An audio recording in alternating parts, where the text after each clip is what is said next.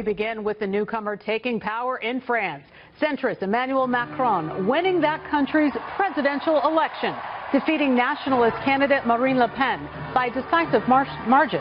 His victory giving a shot in the arm to the European Union and delivering a blow to the populist forces that have been sweeping the Western world. You know, it was a rough and divisive campaign right until the very end, with protests breaking out in Paris against Le Pen and her nationalist views on immigration and the European Union.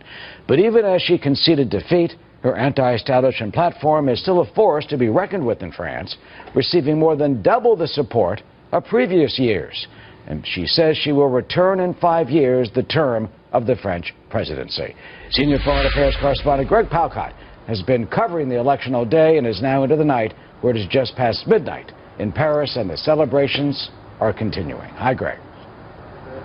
Absolutely, Eric. It was indeed a clear-cut victory for the independent centrist Emmanuel Macron and a defeat for the populist far-right candidate Marine Le Pen. Just a short while ago, we watched a very well-crafted event in front of the Louvre Museum. Macron striding out to cheering crowds at his victory celebrations. With most of the votes now counted, Macron has something like 65% of the votes. Le Pen coming up with 35%. The voters going for this 39-year-old candidate, pro-European Union, pro-NATO, promising a program of reform, however vague. He is, in fact, the youngest president and the first independent president to win power in modern political history here in France. Le Pen's nationalist message played pretty well in certain parts of the country, especially those hard hit by the stagnant economy here.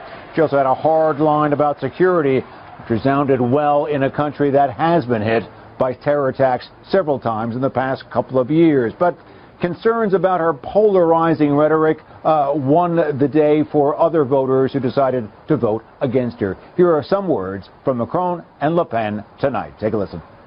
I know the divisions of our nation that led some to extreme votes. I respect these.